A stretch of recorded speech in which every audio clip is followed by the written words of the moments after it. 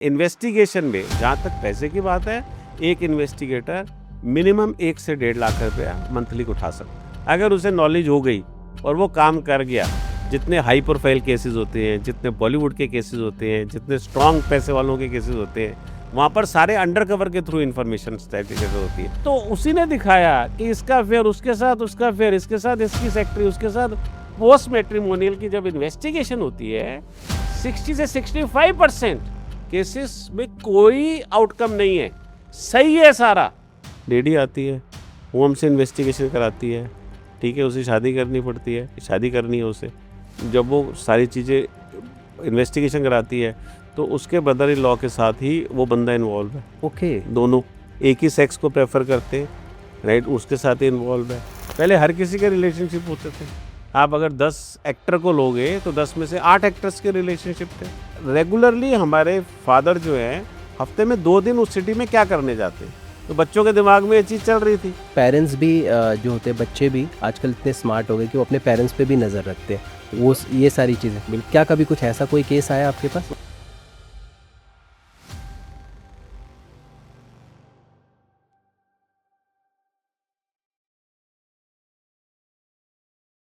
Baldev sir, first of all thank you so much आने के लिए। और थैंक यू।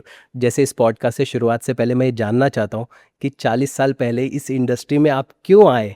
क्या मोटिव था जिसने आपको एक्साइट किया कि चलो चलते हैं? पैसा या कुछ और लक्ष्य? Please explain. देखो, इसमें पैसा तो आज भी मेरे लिए इम्पोर्टेंट नहीं है और उस समय भी नहीं था। Money is not an important.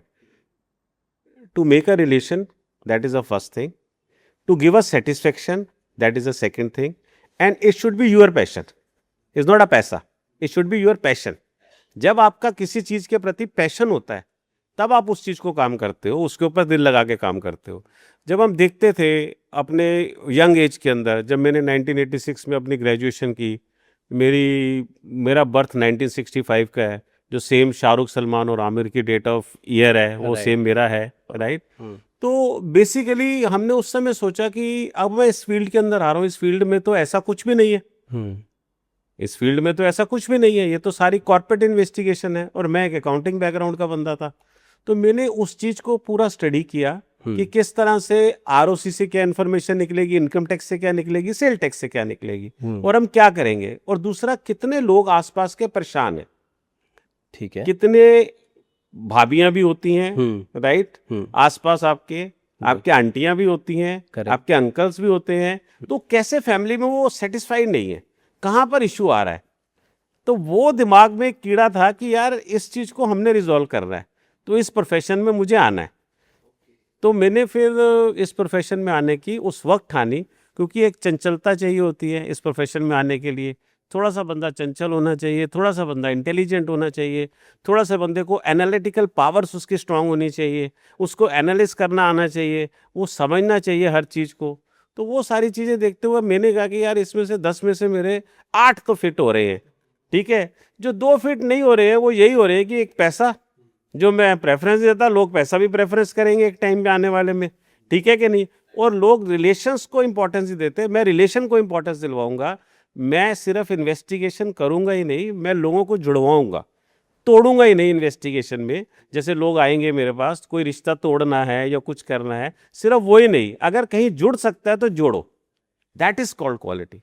ये हम सोच के आए इस लाइन के अंदर। इनिशियल जर्नी को वो क्यों नहीं कि हम जब शुरुआत करते हैं तो कहीं ना कहीं हमारे उतार और चढ़ाव दोनों आते हैं। उस जर्नी में ऐसा कौन से 2 केसेस आप बता सकते हैं जिसने आपको, एक ने मोटिवेट किया कि हाँ ये सही लाइन है, और एक ने कि यार बहुत मुश्किल है, शायद ना कर पाऊँ? अगर कुछ याद आता है। देखो, जब मैंने एक अपना फर्स्ट केस किया था, वो लेबर कोड का केस था, राइट। उसमें मुझे गेनफुल एम्प्लॉयमेंट पकड़नी थी, राइट। और साथ में ही उन्होंने मुझे केस दिया जहां पर चोरी का केस था। उसी फैक्ट्री में 2 केसेस साथ में चल रहे थे, राइट।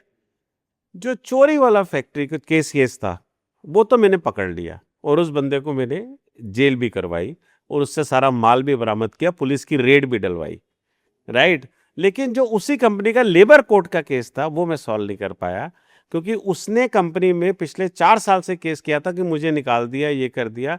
वो बंदा घर पे ही था, और वो बंदा घर से ही काम कर रहा था अपने, लेकिन बाहर कहीं जाता नहीं था, बाहर निकलता नहीं था, उसका कोई प्रूफ नहीं मिल पा रहा था कि ये बंदा इन्वॉल्व है, और ना वो किसी दूसरे से ऐसे मिलता था जब तक उसको वो। तो वही उसी कंपनी का एक केस मेरा बहुत बढ़िया था जिसने मुझे वो दिया, और उसी कंपनी का एक केस था जिसमें मुझे लगा कि यार ये क्या है यार, ये कैसे नहीं हुआ, ये भी होना चाहिए।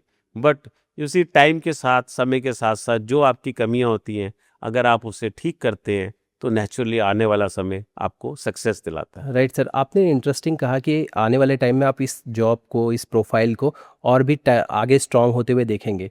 मुझे बताइए, अगर कोई नया बच्चा या नया अगर आना चाहता है तो उसके लिए इंडस्ट्री कितनी वास्ट है, कितना कुछ इसको ग्रो कर। बहुत अच्छी इंडस्ट्री है, बहुत अच्छी इंडस्ट्री है, लेकिन एक चीज, वो क्यों आना चाहता है वो पहले अपने से क्वेश्चन करे। आज की डेट में मैं आपको बता दूं, पैसा हर किसी को चाहिए, ठीक है। बहुत कम इंसान होंगे मेरी तरह जो बोलेंगे पैसा नहीं चाहिए। मैं तुमसे मिल रहा हूं, तुमसे पैसा ले रहा हूं, केस का अमाउंट अगर 5 लाख रुपए मुझे नहीं चाहिए, क्योंकि यहां पर ये कमियां हैं, ये मैं कर ही नहीं सकता, इसमें सक्सेस रेशो नहीं बैठ रही।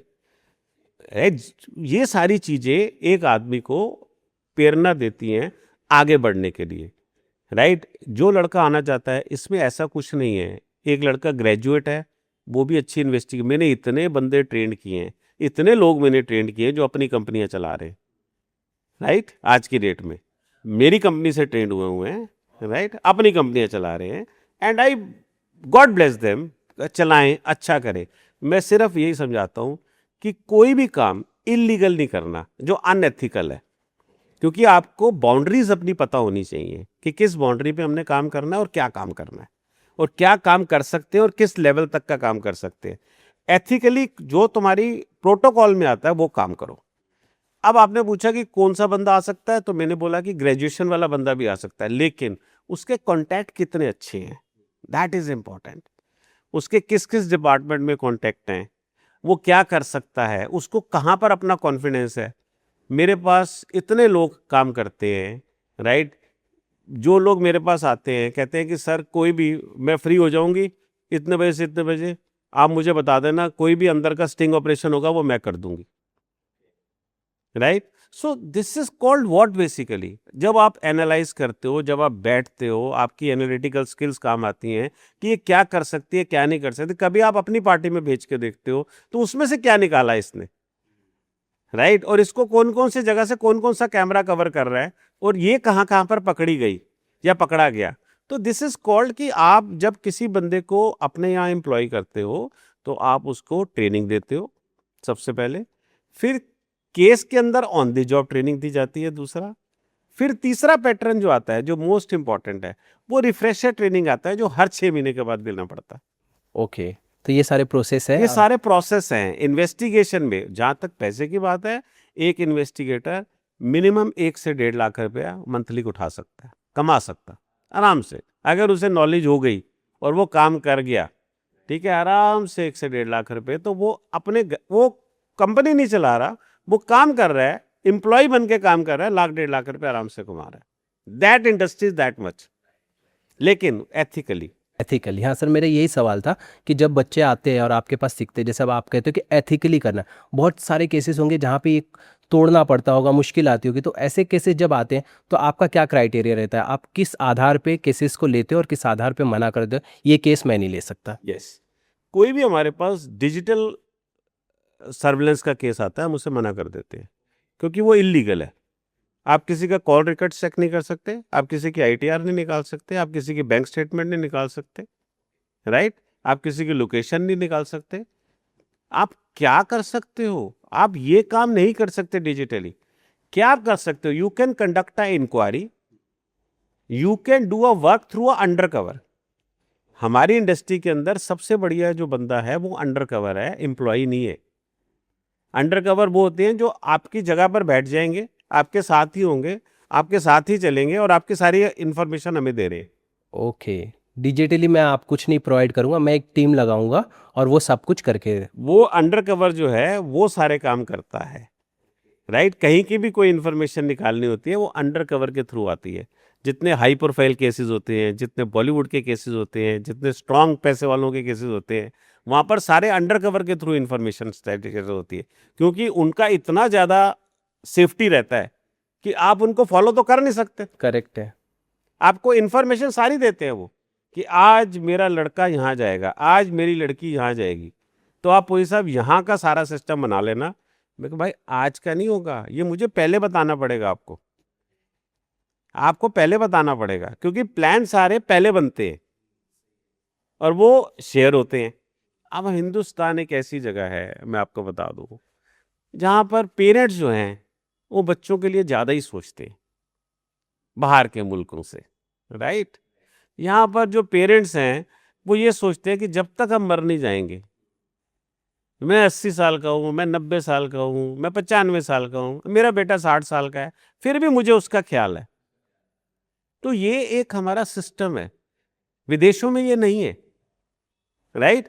तो अब अगर वो ख्याल रखते हैं आपका, तो आप इसे इन्वेट कहोगे प्रिवेसी का? प्रिवेसी इन्वेट कर रहे हैं क्या वो?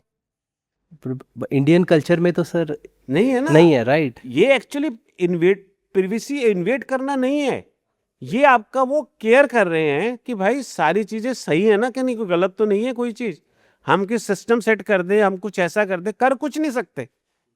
एक बच्चा, हम कहते हैं excess of everything is bad, ये हम हमेशा कहते हैं, excess of everything is bad. मैं बहुत, I am a counsellor also, मैं काउंसलिंग भी करता हूँ, वो कॉर्पोरेट काउंसलिंग है, मैट्रिमोनियल काउंसलिंग है, मैं सारी करता हूँ, प्री मैट्रिमोनियल, पोस्ट मैट्रिमोनियल, सारी काउंसलिंग करता हूँ। मैं कहता हूँ excess of everything is bad. अगर एक बच्चे की एक उम्र हो गई, अब उसने अपनी जिम्मेवारी निभा ली कि यस अब मैं शादी कर सकता हूँ या कर सकती हूँ, राइट। तो अब आप उनको छोड़ दो ना यार, अब उनको लाइफ जीने दो, let them do what they wanted to do डू, उनको करने दो। अगर आप बीच में हर जगह अपनी टांग अड़ाओगे, जैसे I am sorry for those ladies जो मेरा काका कह के, ये मैं काका ते गरम रोटी खवांदी सी, मैं तो उसको गरम गरम, मैं I am speaking in Punjabi, Punjabi also, right, I am a Punjabi. So वो कहते हैं मैं काके को बड़ी गरम गरम रोटी, उन मेरी जेडी नूह आई है, मेरी जो बहू आई है, वो अब तो वो तो रोटी बना देती है, वो तो बेचारा ठंडी रोटियां खा रहा है।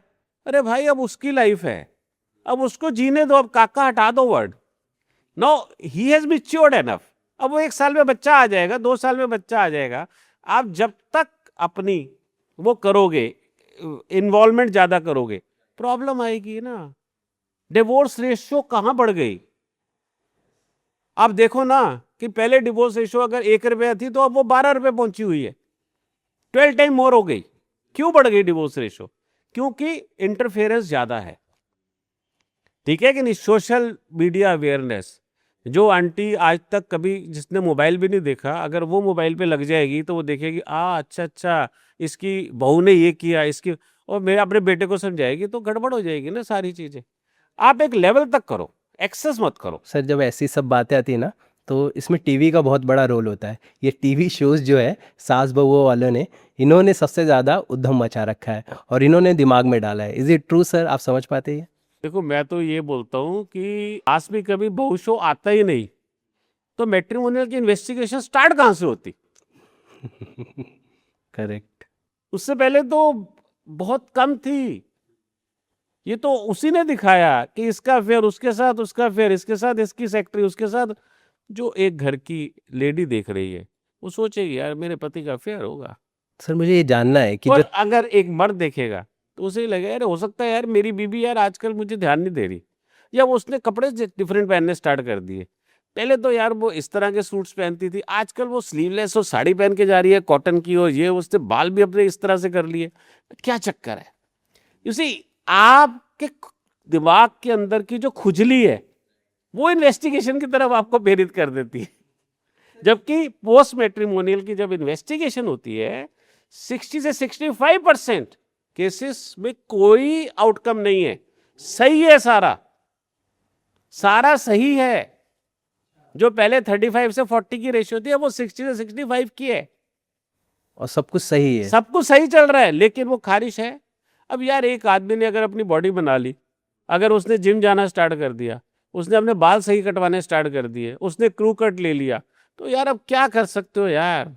उसके अंदर ये थोड़ी है कि बीवी सोच ले कि इसका कोई चक्कर ही है। राइट सर, मुझे ये बताइए कि जब ये शो शुरू हुआ और उसके बाद जब ये 10 साल जो लगातार बैक टू बैक हम कई सारे शोज देखते हैं, इस दौरान क्या आप लोगों के पास केसेस बढ़े? बहुत बड़े बढ़े? हमारे तो शुरुआत ही हुई, अच्छा। अच्छी शुरुआत हुई वहां से, और आज तक, आज की डेट में तो मैट्रिमोनियल फ्रंट सीट पे आया हुआ है। आज की डेट में मैट्रिमोनियल फ्रंट सीट पर है। एक टाइम पे कॉर्पोरेट होता था, पहला रिसेशन आया 8 के अंदर तो हुआ, फिर दूसरा रिसेशन आया, ठीक है, फिर तीसरा रिसेशन आया, अभी जो आपका कोविड हो गया, right, lot of the recession has come, लेकिन है क्या, एक्सपेंसेस तो सबने अपने खर्च किए, अपने बनाए होते हैं ना कि ये मेरे एक्सपेंस है। अब कॉर्पोरेट तो उसको फिर डिलीट करता है कि यार ये सैलरीज अब इतनी नहीं, इतनी बढ़ाओ, अब इसकी इतनी 8 लाख रुपए कमा रहा है, 10 लाख रुपए कमा रहा है, अब इसकी इंक्रीज मत करो, काम ज़्यादा लो, ये करो, समथिंग लाइक दिस। तो क्या चीज़ है, तो पहले कॉर्पोरेट में था, मैट्रिमोनियल आ गया। मैट्रिमोनियल में आ गया। क्या क्वेश्चंस होते सर इनके, जो जब इस तरह के केसेस आते पोस्ट मैरिज वाले, ये सबसे ज़्यादा क्या क्वेश्चन, ये क्या टीवी से प्रभावित थे ये सारे? बहुत होते, 100। बहुत होते, हाँ। बहुत होते। सोशल मीडिया भी इसमें काफ़ी ज़्यादा रोल प्ले करता है, फ्रेंड सर्कल भी बहुत रोल प्ले करता है, ठीक है कि नहीं। लड़कियां जिनकी दोस्त होती हैं, ठीक है, उनकी फ्रेंड्स की अगर डिवोर्स हुए होते हैं, राइट, या हस्बैंड या अगर उनके ऑफिस में कोई इंपॉर्टेंस दे देता है, वही लड़कों के साथ भी होता है, राइट। जूनियर लड़के होते हैं, बॉस मैनेजर सीनियर होती है और उसका उसके साथ अफेयर हो जाता है, राइट, तो वो सारी चीज़ें उठती हैं। तो सारी पोस्ट सबसे ज़्यादा कौन आते हैं आपके पास, मेल या फीमेल, कौन आता है पोस्ट मैरिज में? देखो, बड़ी सिंपल सी बात है, अगर हम पहले सबसे पहले प्री मैरिटल देखें तो प्री मैरिटल में लड़कियां पहले कराती थी लड़कों की, अब लड़के कराते हैं लड़कियों की इन्वेस्टिगेशन, राइट, प्री मैट्रिमोनियल। लेकिन जिन्होंने नहीं कराई वो 140 करोड़ की जनता, भाई शादी तो हर कोई कर रहा है, ठीक है, मैं कह रहा हूँ 140 करोड़ में से 50 करोड़, 30 करोड़, 20 करोड़ भी शादी कर रहे हैं, ठीक है, तो 20 करोड़ तो नहीं डिटेक्टिव कंपनी के पास आ रहे ना इन्वेस्टिगेशन कराने के लिए। आप बात समझ रहे? तो कहां पर इश्यू है, जो नहीं आते हैं उनको दिक्कतें आती हैं बाद में। अब वो जो दिक्कतें आती हैं वो सारी यही होती है, वो मोस्टली क्या होता है कि इनफिडेलिटी है, किसी के साथ चेक है, किसी के साथ इसका रिलेशनशिप है, ये चेक करो, राइट, और कई रिलेशनशिप तो घर में ही मिलते हैं, घर में ही मिलते हैं। यस, क्योंकि आपका दुश्मन कोई और नहीं है। अगर आप अपना थोड़ा सा अपना एक सिस्टम बना लोगे ना, सबसे बड़ा दुश्मन तो ये है आपका, सबसे बड़ा दुश्मन ये आपको पूरा ट्रैक कर रहा है। अगर ये खुला हुआ है तो अगर इसका गूगल ऑन है तो ये आपको पूरा ट्रैक कर रहा है कि आप कहाँ जा रहे हो, क्या चीज़ है, क्या आपकी लोकेशन है, हर चीज़ है। अब आप इसमें अपने सिस्टम बना देते हो, मैं इसकी लोकेशन ऑफ कर देता हूँ, मैं इसकी प्रिवेसी बढ़ा देता हूँ, मैं अपना फेसबुक का ये कर देता हूँ, मैं इंस्टा, कहाँ पर प्रॉब्लम कहाँ पर आती है आपको मालूम है? एक बड़ा इंपॉर्टेंट सी चीज़ है ब्लैकमेलिंग, ठीक है कि नहीं। ये मतलब कि किस तरह से स्टार्ट हो जाती है, क्या चीज़ हो जाती है, कैसे आती है, कैसे स्टार्ट हो जाता है, क्योंकि ये फ्रेंड सर्कल जब आपस में मिलते हैं तो ल्यूर करते हैं, राइट, पार्टीज होती हैं late night, right, late night parties है, फिर फेक फ्रेंड्स बन जाते हैं, फिर फोटोग्राफ्स आ जाती है, फिर ड्रग्स आ जाती है बीच में, ये एक बड़ा वाइड सा चैप्टर ओपन हो जाता है, राइट। फिर ये इस जगह पर जाएंगे, ये आइसोलेटेड है, कितने बंदे, 35 बंदों की पार्टी है, सिर्फ यार तूने आना है, 35 बंदों की पार्टी है। जब आप उस पार्टी को एनालाइज करोगे वहां पर 35 नहीं 350 बंदे बैठे हुए हैं वहां पर, पूरे फार्म हाउस के अंदर वो पार्टी चल रही है, तो आप फंस जाते हो ना हर जगह। राइट, मोस्टली इसलिए मेल अब आपके पास ज़्यादा आते हैं प्री मैरिटल में। ओके, और पोस्ट मैरिटल में सर, आफ्टर शादी के बाद? वही मैं कह रहा हूँ ना कि पोस्ट मैरिटल कैसे बढ़ जाता है, क्योंकि लड़कियां अब कॉर्पोरेट में ज्वाइन हो चुकी हैं, नौकरियां कर रही हैं और सारी चीज़ें। अब लड़कों को करानी है उनकी इन्वेस्टिगेशन, तो मेल ही आएंगे ना हमारे पास, जिसने नहीं कराई वो आएगा या लड़की आएगी मेरे पास। लेकिन 90% जो केसेस होते हैं वो एक्चुअली बराबर के अंदर में घूमते हैं, मतलब 50, कोई 50 कभी वो, कभी अगर महीने का मैं एग्जांपल लगाऊं तो कभी 50 वो, कभी 50 वो, इस तरह से चलता है। सर इस जवाब में आपने काफ़ी कुछ कवर कर लिया, मुझे समझना है सर, क्योंकि जैसे कितना ज़रूरी है अब बिफोर मैरिज चेक करना और सारी चीज़ें, कितना इम्पोर्टेंट है आप अगर बता सके, क्योंकि मेरे हिसाब से ना हम्म बहुत जरूरी है। हम्म आपको मैं बताता हूँ, प्री मैट्रिमोनियल चेक इतना इम्पोर्टेंट है जितना आपकी अपनी पर्सनल ग्रूमिंग है। आपकी जितनी नॉलेज अच्छी है, आपकी जितनी पकड़ अच्छी है किसी चीज पे, आप उतना अच्छा उस चीज के ऊपर बोल सकते हो। राइट? आप, भगवान ने सबको इतनी इतनी इतनी इतनी दिमाग में बुद्धि दे दी। राइट? अब किसी ने उसे घिसा, ठीक है, तो कहाँ बैठ गया। किसी ने उसे नहीं घिसा तो वो कहाँ बैठ गया। हाथ तो वही दो है, पैर तो वही है, सब कुछ तो वही है, पेट भी वही है, लेकिन ये सब एक दिमाग का गेम है। प्री मैट्रिमोनियल इन्वेस्टिगेशन में हम लोगों को समझाते हैं कि आपने जितना अपना बजट बनाया हुआ है शादी का, आप प्लीज 20, 25, 30 आदमी कम बुलाइए, लेकिन आप इन्वेस्टिगेशन जरूर कराइए जिसमें आपके 60-70% हेल्प होगी, जिसमें आप 60-70% आप बच सकते हैं। राइट? फिर भी आप बोलते हैं भाई समय से पहले और मुकद्दर से ज्यादा तो किसी को नहीं मिलता। उसमें बलदेव कुमार पुरी क्या करेगा या बलदेव पुरी क्या करेगा भाई, या दूसरे आदमी क्या करेंगे। लाइफ क्या है, लाइफ के अंदर एक चीज सिस्टमेटिकली, अगर आप सिस्टमेटिकली काम करोगे तो आपको सक्सेस मिलेगी 100%। तो pre matrimonial is a systematically you have to get it done. अब इसमें क्या चीज चेक करानी चाहिए, बिल्कुल। That is important. क्या चीज बहुत जरूरी है, बताइए। राइट? लड़का है या लड़की है, हम्म राइट, उसकी इन्वेस्टिगेशन इंक्वायरी करानी चाहिए पहले। ओके, किस तरह से? कि वही आ रहा हूँ, ओके। उसी तरह से मैं आपको बताता हूँ। उसकी इन्वेस्टिगेशन इंक्वायरी के अंदर आप सबसे पहले ये चीज पकड़े कि वो आदमी, अगर वो लड़की है तो अपने ग्रूम से क्या एक्सपेक्ट करती है, और अगर वो लड़का है तो अपनी ब्राइड से क्या एक्सपेक्ट करता है। ठीक है।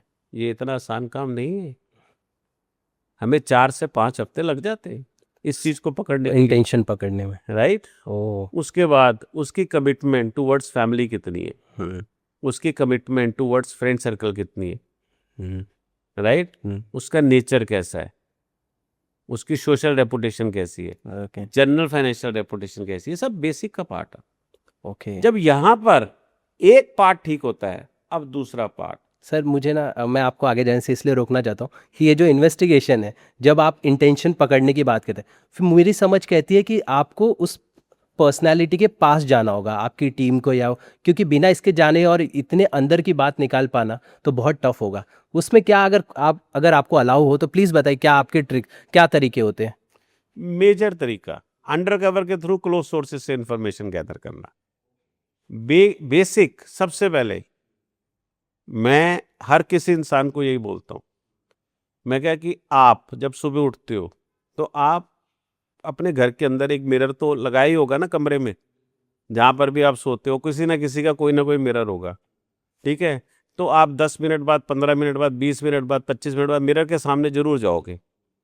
तो मिरर को जो देखोगे अपने आप को नहीं बढ़िया बोलोगे, राइट? मिरर को देख के सबसे पहले अपना गोल सेट करोगे कि मेरा आज का गोल क्या है, मैं उसको अचीव कर पाऊंगा कि नहीं कर पाऊंगा, ठीक है? And I have not to compete with anybody else, right? मेरा कंपटीशन सिर्फ मेरे साथ है, मैंने उसको कैसे प्रूव करना है।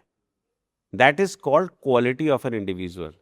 जब इंसान अपना ही नेगेटिव और सच्चाई खुद से नहीं बोल सकता, आदमी खुद से सच्चाई नहीं बोल सकता, जब इंसान खुद से सच्चाई बोलनी स्टार्ट कर देगा तो वो सारी चीजें ट्रैक में आ जाएंगी।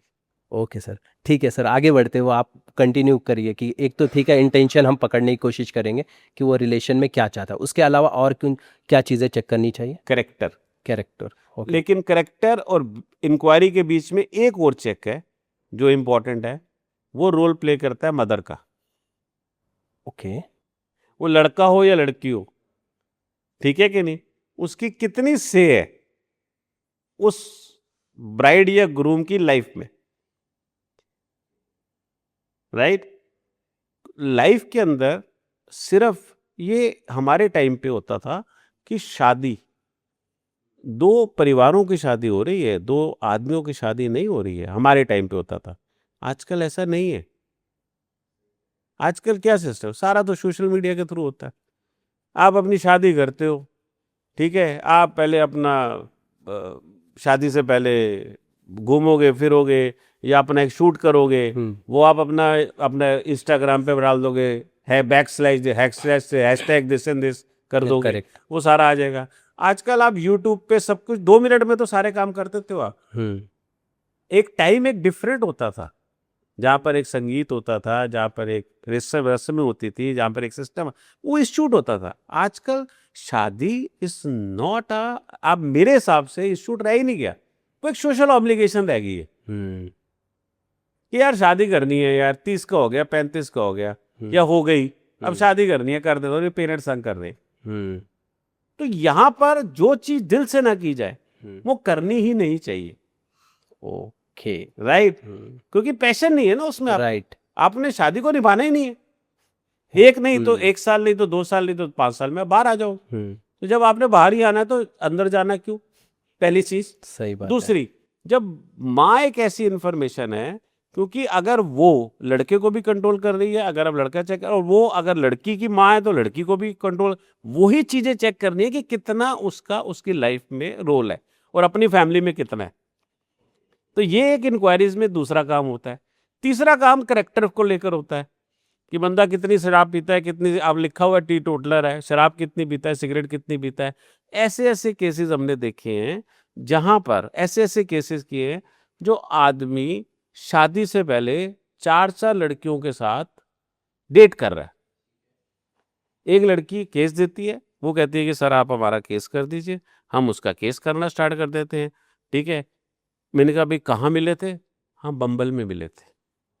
ठीक है जी, ओके जी, वेरी गुड। सोशल मीडिया, अब आजकल प्लेटफॉर्म ऐसे, राइट, सही बात है। ठीक है, हमारे टाइम पे तो ऐसा नहीं था ना, अभी आजकल बन गए प्लेटफॉर्म, तो इट्स ओके, कोई बुरा कुछ नहीं है। Right, okay, very good. तो अब क्या चाहते हैं आप? मैं ये देखना चाहती हूँ कि ये बंदा काम सही कर रहा है, नहीं कर रहा है, ऑफिस जाता है, नहीं जाता है, क्योंकि ये इसने तो अपना वहाँ से अपना डिलीट कर दिया प्रोफाइल। तो आप ये जरा चेक करो कि ये क्या कर रहा है। हम देखते हैं भाई वो रोज किसी लड़की के साथ है,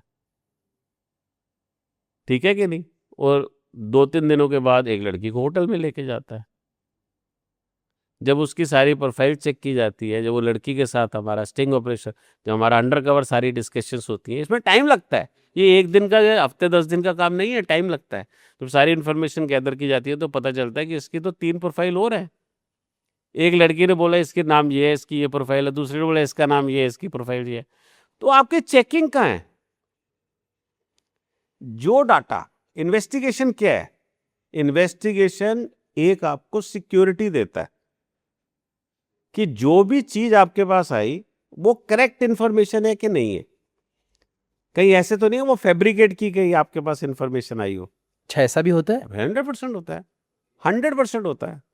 वो कॉर्पोरेट हो, एम्प्लॉइज को लेकर हो, या वो पर्सनल हो, शादी को लेकर हो। आप, हमने तो ऐसे ऐसे 3-3, 4-4 बायोडाटा निकाले हैं शादी के लिए भी, और हमने 4-4 चीजें, लिंक्डइन पे बंदे ने बड़ा अच्छा प्रोफाइल बनाया हुआ है, ठीक है कि नहीं, वही प्रोफाइल उसने आगे फेंका हुआ है। जब हम उसको चेक करते हैं, यार ये बंदा तो इस कंपनी में काम ही नहीं करता था। अब कहां से आप चेक कर लोगे किसी चीज को, जब उस बंदे ने उस कंपनी में काम ही नहीं किया। पता चलता है कि उसका कजन उस कंपनी में काम करता था, राइट, उसकी ये पोजीशन है, ठीक है, इसने लिख दिया कि मैंने इतना पीरियड काम किया है, कोई दिक्कत ही नहीं है, तू लिख दे कोई बात नहीं, चलेगा। तो यू सी, रियलिटी को छुपाना और उसको चेक करना इन्वेस्टिगेशन है। किसी की प्रिवेसी को इन्वेड करना इन्वेस्टिगेशन नहीं होता, रियलिटी को चेक करना इन्वेस्टिगेशन। क्या चीज रियल है? आज की डेट में कोर्ट क्या मांगता है आपसे? हर किसी को मालूम है, एक वर्ड के अंदर बोलता है सबूत। कोर्ट डिसीजन कैसे देता है? सबूत के बेसिस पे, राइट। हमारा इन्वेस्टिगेशन का आउटकम क्या होता है? सच्चाई। सच्चाई प्रस्तुत करना, सच्चाई देना, अपने क्लाइंट को बताना, दैट्स इट। सर, शादी से पहले लड़के ज़्यादा चीट करते हैं या लड़कियां? मतलब उनका जो, अगर मैं समझना चाहता हूँ आपको, जो प्रोफाइल जब आती है तो लड़कियां जब बोलती है या लड़के जब बताते हैं कि प्लीज़ इन्वेस्टिगेट करिए, तो जो केसेस आप करते हो तो उसमें लड़कियां ज़्यादा डिफ़ॉल्ट निकलती है या लड़के निकलते हैं? वो एक्चुअली क्या होता है कि शादी से पहले तो नहीं, लड़कियां और लड़के क्या चीट करेंगे शादी से पहले या शादी के बाद, हम एक अगर टोटल एनालाइज करें जो हमारे पास आता है, राइट, वो मेल ज़्यादा चीट करते हैं, राइट। लेकिन जो सर्वे कहता है, वो टाइम्स ऑफ इंडिया का सर्वे ले लो, वो दूसरा सर्वे ले लो, उसमें फीमेल ज़्यादा चीट कर रही है, राइट। अगर आप देखोगे, आप सर्वे को चेक करोगे, एक्चुअली क्या है कि ये मेरी परसेप्शन नहीं है, मेरी कंपनी के पास जितने केसेस आए इसमें लड़के ही मिले हैं। मेरे को तो लड़के ही लगते हैं, या तो मेरे पास आते नहीं है लड़के लड़कियों को चेक कराने के लिए।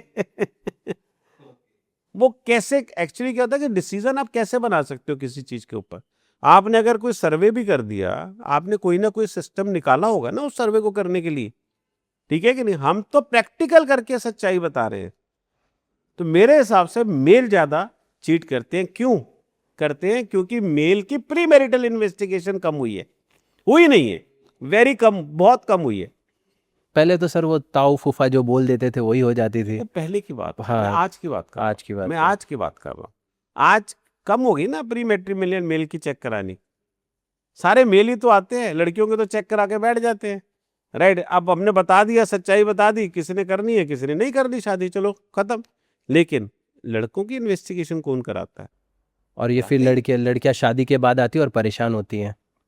ये शादी के बाद परेशान होती हैं, आती है तो फिर उन्हें नजर आता है कि यार हम इस कंपनी को टच करते, इनसे पता करते, सारी चीजें निकालते, तो हम निकाल के देते हैं। हमारे लिए तो लड़के ही गलत होते हैं, लड़के। पर लड़कों की केसेस। सर कभी ऐसा कोई केस आया कि किसी क्लाइंट ने आपको बोला कि मेरा पार्टनर चीट कर रहा है, लेकिन जब आपने प्रोफाइल सारी चीज़ें चेक की, सब कुछ पता चला, तो आपको पता चला सिर्फ उसका पार्टनर ही बल्कि आपकी क्लाइंट भी चीट कर रही है और इस वजह से ये चीज़ें होती हैं? हाँ, ओके, ये होती है।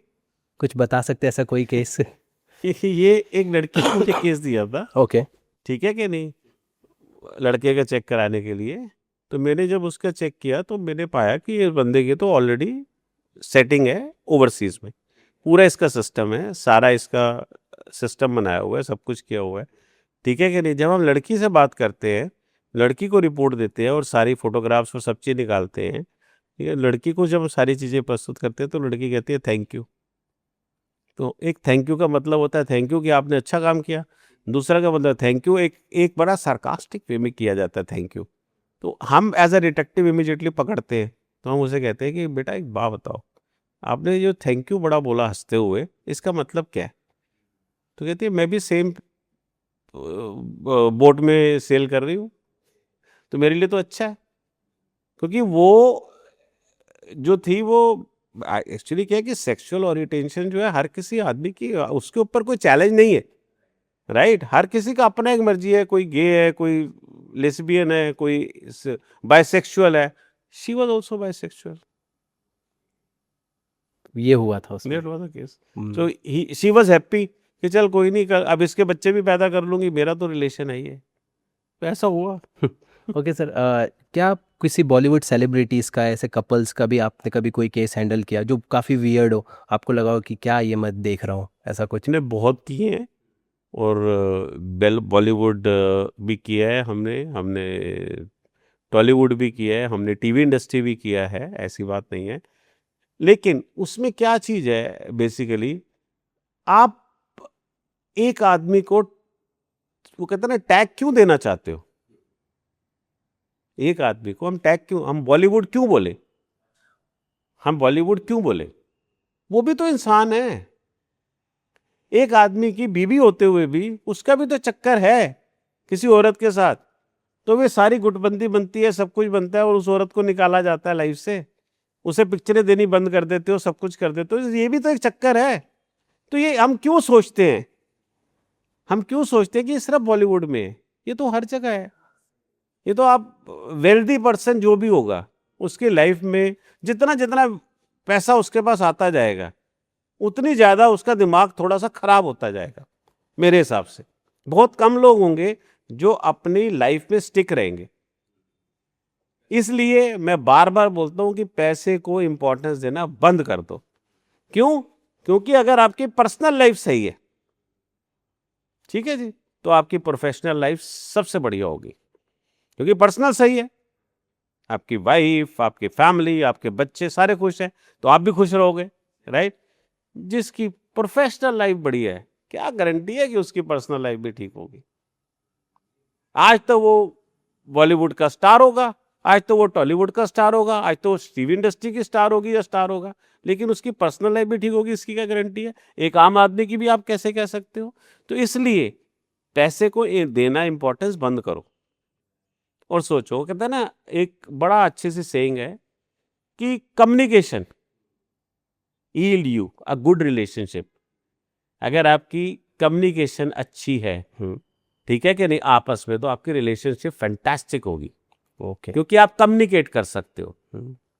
जब आप शादी करते हो किसी से, तो आपको देखना चाहिए कि मैं कितना पढ़ा लिखा हूं, मेरी बीवी जो होने वाली बीवी है वो कितनी पढ़ी लिखी है, मेरा परिवार कितना एजुकेटेड है, उनका परिवार कितना एजुकेटेड है, किस सिस्टम को लेकर हम डिस्कस कर सकते हैं, क्या हमारी बिजनेस फैमिली है और उनकी वर्किंग फैमिली है, शादी होनी चाहिए नहीं होनी चाहिए, या दोनों बिजनेस फैमिली से बिलोंग करते हैं। कहीं ना कहीं मैच तो रखना पड़ता है ना। करेक्ट। अगर आप मैच ही नहीं रखोगे तो कैसे चलेगा, राइट। तो communication is yielding a good relationship. Okay, right. ठीक है। जिसकी कम्युनिकेशन अच्छी है उसका रिलेशनशिप बढ़िया होगा। वो एम्प्लॉयर एम्प्लॉय हो, वो पर्सनल रिलेशनशिप हस्बैंड वाइफ को, बहन भाइयों के साथ हो, माँ बाप के साथ हो, किसके साथ भी हो। बेस्ट। सेकंड, जो रिस्पेक्ट करता है वो उसको लव मिलेगा ही मिलेगा। पार्टनर से रिस्पेक्ट आप किसी पियोन की करो, रिस्पेक्ट अपने घर में काम करने वाले की करो या करने वाले की, अपने ड्राइवर की करो, अपनी वाइफ की करो, अपने क्लाइंट की करो। रिस्पेक्ट से आपको प्यार मिलेगा ही मिलेगा, या अपने माँ बाप की करो, मिलेगा ही मिलेगा। ठीक है कि नहीं। लास्ट में 3 पॉइंट है। Last, trust. अगर आपको ट्रस्ट ही नहीं है तो उस रिलेशनशिप को कंटिन्यू क्यों करना है यार? क्यों इन्वेस्टिगेशन कंपनी पे जाना? आप बैठ के फैसला करो ना, आपस में खत्म करो, ट्रस्ट बनाओ। आज क्या चीज है मैं आपको बताता हूं। पेरेंट्स हमारे पास आते हैं बच्चों की इन्वेस्टिगेशन के लिए, राइट। बच्चे भी कोई 10-12 साल के नहीं, 18 साल से ऊपर बच्चे तो बच्चे ही हैं, लेकिन उनको यह समझाया जाता है, पेरेंट्स को भी, कि आप इतना सोचना बंद करो, आप अपनी लाइफ स्पॉइल कर लोगे। आप उनका फ्रेंड सर्कल देख लोगे, नए कितने फ्रेंड्स दाखिल हुए वो देख लोगे, उसकी स्लीपिंग हैबिट्स देख लोगे, उसके मोबाइल की प्रिवेसी चेक कर लोगे कि क्या किस चीज़ पे करता है, वो किस किस मीडिया के अकाउंट के ऊपर है, कितनी देर उसने किसी पैसे को रात को ट्रांसफर किया कि नहीं किया है, राइट। ऐसा तो नहीं है कोई पैसा ट्रांसफर कर रहा है नाइट में। There are so many thing digitally you can check an individual यार, अगर आप दिमाग लगाओ। लेकिन आपको अगर कुछ पता है तो जरूरी अपने लड़के से बात करनी है, कम्युनिकेट करो दूसरे ढंग से, उसे दूसरे ढंग से समझाओ या लड़की को समझाओ, तो वो ज्यादा बेटर होगा। नहीं तो वहां पर खत्म हो जाएगा आपका रिलेशनशिप। Right sir. टीन क्योंकि आप उसकी प्राइवेसी में जा रहे हैं, टीन शायद उसको एक्सेप्ट करे ना करे, और जो रिलेशन आपका है वो बिगड़ सकता है वहाँ से बेसिकली। देखो बड़ी सिंपल सी बात है, प्रीवीसी को आए हुए मेरे ख्याल में 8-10 साल भी नहीं हुए प्रीवीसी एक्ट को, राइट। एक टाइम था जब हम स्कूल में पढ़ते थे तो हमारे को हमारा टीचर पिटाई भी लगा देता था। आज की डेट में एक माँ बाप अपने बच्चे को नहीं मार सकते। अगर हस्बैंड चाहे मैं बच्चे के 2 थप्पड़ लगा दूं, ये गलत काम कर रहा है, तो वाइफ अलाउ नहीं करेगी। अगर वाइफ चाहे मैं मार दूं तो हस्बैंड अलाउ नहीं करेगा, और कोई दूसरा तो हाथ नहीं लगा सकता। अगर आप लिफ्ट में खड़े हैं, बच्चे को hello hello hello you are looking so good beautiful, no don't touch my kid. So system ही सारा चेंज हो गया भाई। हम तो किस सदी के लोग बन गए, हमें तो यही समझ में नहीं आता। Right sir. सर जैसे आपने कहा कि ये बहुत इंटरेस्टिंग बात की, इससे पहले कुछ समय पहले फ्री प्रेस जर्नल की एक रिपोर्ट आई थी जहाँ पे ये कहा गया था कि मुंबई के जो पेरेंट्स हैं उन्होंने गरबा नाइट में अपने बच्चों के लिए बहुत सारे डिटेक्टिव हायर किए, प्राइवेट डिटेक्टिव्स, उन पे नज़र रखने के लिए। क्या मानते हैं सर, कितना ज़रूरी है, क्योंकि गरबा नाइट जैसा, और क्या कंसर्न होते पेरेंट्स के? ये सिर्फ मुंबई में नहीं है, ये तो बहुत सालों से गुजरात में भी है। गरबा नाइट तो फेमस ही वहाँ की है, हमारा तो बहुत बड़ा काम चलता है इसके ऊपर ऑनेस्टली, राइट। लेकिन किस चीज की, आप पीवीसी को इन्वेट थोड़ी कर रहे हो, आप अपने डाउट्स को क्लियर कर रहे हो ना। मेरी लड़की अगर 2 बजे तक थी तो 2 बजे तक सेफ थी ना, और अगर वो अपने ये फ्रेंड्स बता रही है तो यही फ्रेंड्स के साथ थी ना, किसी और के साथ तो नहीं थी, किसी के साथ बैठ के कार में चली तो नहीं गई। Now you are getting me, because you see, आज आप पढ़ाई करते हो, ठीक है जी, आपका मैथमेटिक्स इतना अच्छा नहीं है सपोज, राइट, आपके नंबर 100 का पेपर था, आपके नंबर 40 आए, कोई बात नहीं, बाप पूछता है, माँ पूछती है, दोनों पेरेंट्स पूछते हैं कि भाई क्या प्रॉब्लम है, क्यों नहीं आप कर पा रहे, तो वो कहते हैं मुझे समझ नहीं आ रहा, तो खुद कोशिश करते हैं, राइट, समझाने की।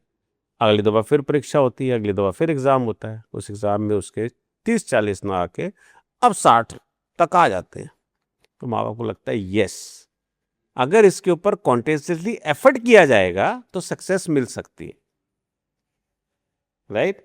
The same thing is been over there. आप इन्वेट, प्रीवीसी को इन्वेट तो कर ही नहीं रहे।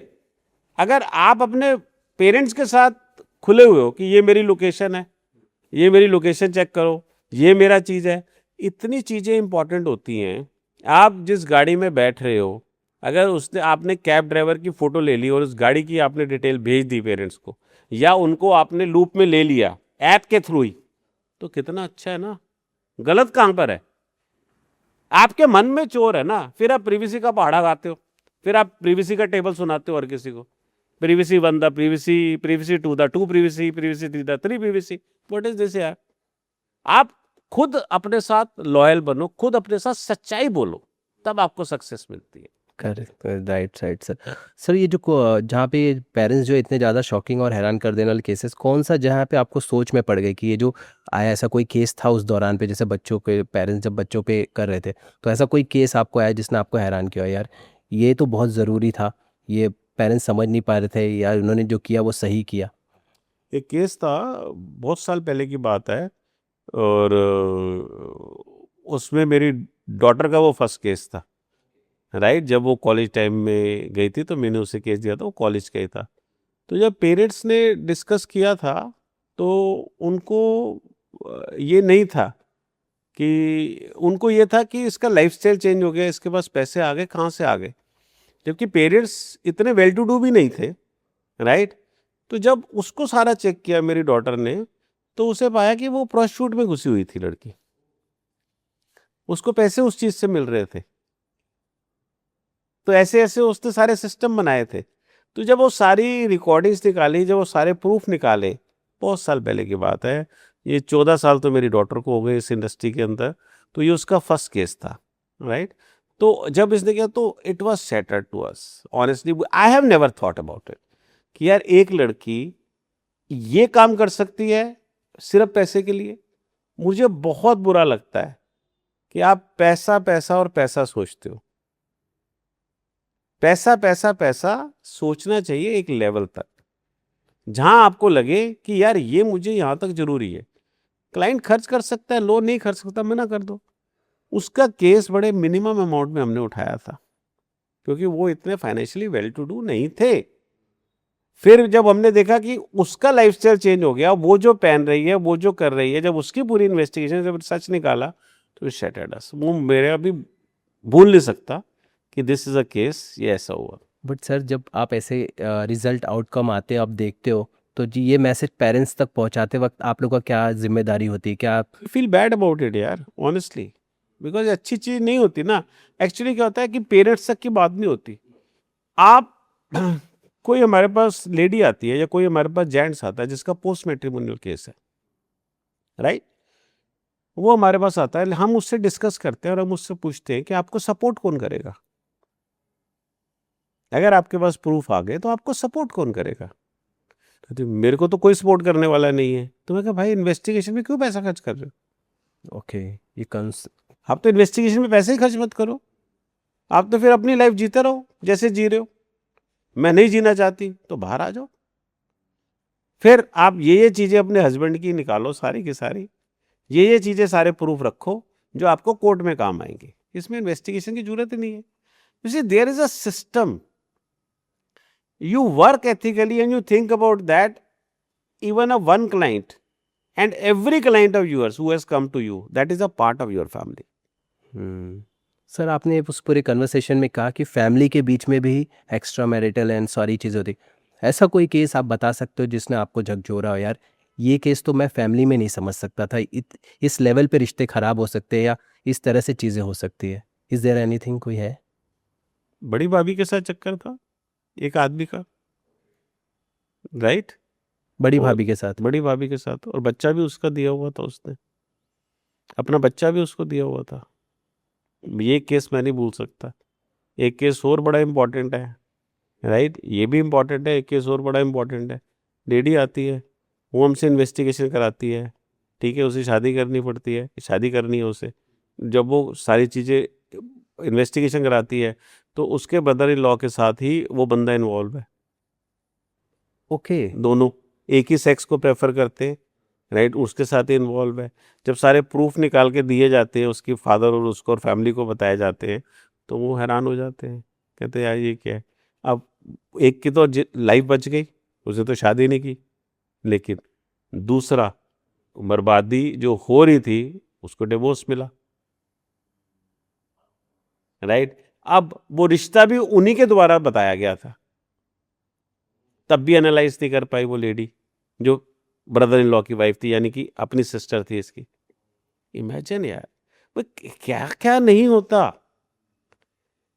तुम्हें अपनी सेटिस्फेक्शन चाहिए, तुम अपनी सिस्टर इन लॉ के साथ उसकी शादी करवा रहे हो यार। तुम्हें अपनी सेटिस्फेक्शन चाहिए यार, ये तो मेरा बंदा मुझे मिल गया, अब तो मैं कुछ भी कर सकता हूं इसके साथ। और वो जाता भी था। जब सारी इन्वेस्टिगेशन में बाद में जब उस लेडी ने बताया कि ये तो हमारे साथ पार्टीज में भी जाता था, ये तो हमारे साथ ओवरसीज ट्रिप भी लेता था, अगर हम अब्रॉड जा रहे हैं, अगर हम इंडिया में घूम रहे हैं तो ये भी जाता था। आप बताओ, तो रेड फ्लैग तो तुम्हें शुरू से नजर आ गए थे, लेकिन तुमने रेड फ्लैग को ध्यान नहीं दिया। रेड फ्लैग्स तुम्हें हर जगह मिलते हैं, तुम रेड फ्लैग्स को ध्यान नहीं देते। जहां पर आप अपनी आंखें बंद कर लेते हो, जहां पर आप सोचते हो सब ठीक है, और उसी को आपको लगता है कि यार ये बड़ा अच्छा लड़का है, राइट? कभी चिकन बना रहा है घर में, कभी कुछ कर रहा है, कभी खाना बना रहा है, कभी ला रहा है, कभी पैसे खर्च कर रहा है। इट्स ओके, नहीं भाभी, this is for you, this is not that, क्योंकि ये सारा सिस्टम बनाया हुआ है ना उन्होंने आपस में, और आपको लगता है कि नहीं नहीं मेरी बहन भी इस बड़ी खुश रहेगी। लेकिन असली तो रेड फ्लैग आपको नजर आ गए ना, कि जब वो बंदा ओवरसीज में आपके साथ जा रहा है, जब हर वेकेशन में आपके साथ चले जाता है, किस लिए? रूम सेपरेट ले रखा है, उसका रूम सेपरेट है, वो तो उसके रूम में जाके 1 घंटा, आधा घंटा, 2 घंटे कुछ तो करेगा, नहीं समझे? तो वो सारी चीजें जब पकड़ के, एक्चुअली क्या है कि हर किसी को रेड फ्लैग नजर आते हैं, लोग ध्यान नहीं देते। क्या वो मैं केस भी बोला नहीं किसी भी पर्सनालिटी में अगर उसे पकड़ना हो, डिकोड करना, तो उसके सबसे बड़े रेड फ्लैग से कॉमन इंसान को क्या देखने चाहिए? पर्सनैलिटी को पकड़ने के लिए केस कौन सा है वो डिपेंड करता है कि आप किस केस की बात कर रहे हैं। हर केसेस में रेड फ्लैग अलग अलग होते हैं। सर हम बच्चों से बात करते हैं। अगर एक पेरेंट्स है, अगर अपने बच्चे में कोई रेड फ्लैग उसे देखना है तो उसे क्या देखना चाहिए? जैसे वो पढ़ाई में वीक हो गया एकदम, ठीक है, पहले उसकी स्टडी अच्छी थी, पढ़ाई में वीक हो गया। दूसरा, वो पार्टीज में जाना स्टार्ट हो गया। तीसरा, उसने सोना ज़्यादा स्टार्ट कर दिया, स्लीप उससे ज़्यादा लेनी स्टार्ट कर दी, ड्रग्स से रिलेटिंग भी है ये सारी चीज़ें। उसने स्लीप ज़्यादा लेनी स्टार्ट कर दी। उसकी बाजू देखो, उसके सोते हुए सारी चीज़ें चेक करो। उसके पास कोई फ़ोन है, उसने उस पर लॉक लगा दिया, आपको उसका पासकोड नहीं पता है, right? That is also been there. फिर वो अगर टॉयलेट में जाता है तो 2-2 घंटे फ़ोन में बैठा रहता है, 1-1 घंटा फ़ोन के साथ लगा रहता है। ये सारे रेड फ्लैग्स हैं। फिर उसके कौन से ऐसे दोस्त हैं जो नए आ गए, जो एकदम आ गए, जो पहले थे ही नहीं। अगर उसकी उम्र 20 साल की है तो 20 साल में उस लड़के को नहीं देखा, लेकिन पिछले 1 साल से इसको देखा है इसके साथ, तो ये कौन बंदा है? ठीक है कि नहीं? तो आपको रेड फ्लैग सारे नजर आते हैं, लेकिन आप ध्यान नहीं देते हो। जब बात आगे बढ़ जाती है तो फिर आप इन्वेस्टिगेशन कंपनी को नॉक करते हो, जब आप निकाल के बताओ क्या चीजें। ये टीन्स के अंदर है जो पेरेंट्स को नहीं नजर आते, जब पेरेंट्स तक नजर आते हैं तब तक बहुत देर हो जाती है। सर हम देखते हैं कि पेरेंट्स भी जो होते हैं, बच्चे भी आजकल इतने स्मार्ट हो गए कि वो अपने पेरेंट्स पे भी नज़र रखते हैं। वो ये सारी चीज़ें। क्या कभी कुछ ऐसा कोई केस आया आपके पास? बिल्कुल आया, 100% आया। अच्छा, ऐसे भी केस है? बिल्कुल, बच्चे आए मेरे पास, और एक नहीं बहुत केसेस आए। एक केस में तो बच्चे आए मेरे पास, उन्होंने इन्वेस्टिगेशन के लिए बोला, मैंने मना कर दिया। मैंने कहा तुम्हारी उम्र छोटी है यार, अपनी माँ को लेकर आओ। ठीक है कि नहीं? ठीक है, अपनी माँ को लेकर आए, राइट। ये तो मेरा टाइम्स ऑफ इंडिया में भी केस पब्लिश हुआ था, राइट। तो माँ को लेकर आए, तो माँ से माँ कहते नहीं नहीं, ये तो सीरियल देखते हैं, इनको दिमाग खराब है, मेरा पति सही है। क्या था कि वो अपनी सिटी से दूसरी सिटी में जाता था, राइट। पहले उसकी फ्रीक्वेंसी कम थी, अब उसकी फ्रीक्वेंसी ज्यादा हो गई। तो उनके दिमाग में ये था कि रेगुलरली हमारे फादर जो है हफ्ते में 2 दिन उस सिटी में क्या करने जाते, राइट। तो बच्चों के दिमाग में ये चीज चल रही थी। तो उन्होंने जब सारी चीजों को कंसिडर किया, जब हमारे पास, जब माने का अच्छा कर दो कोई बात नहीं, जब हमने निकाला, उसकी तो एक सिमिलर फैमिली उधर भी थी, उस सिटी में भी थी, right, that is also there. फिर एक केस तो ये था जिसमें हमने निकाला, तो wife was also very very shattered, trouble में, कि भाई मैं क्या करूं, ये क्या निकाल दिया आपने। मैं कहा भाई अब तो जो निकल गया, अब तो तू देख।